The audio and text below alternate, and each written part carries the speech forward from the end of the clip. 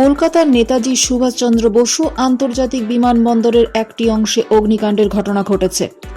ঝালাইয়ের কাজ চলাকালীন সৃষ্ট ফুলকি থেকে নিকটবর্তী ফ্লেক্সে আগুন ধরে যায়, যা দ্রুত ছড়িয়ে পড়ে।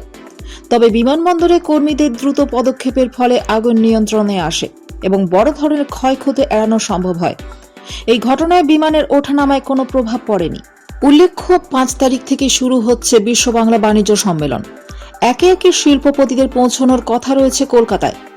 পাশাপাশি ব্যস্ত দিনে অসংখ্য যাত্রী উড়ান ধরার জন্য এই মুহূর্তে রয়েছেন বিমানবন্দরে।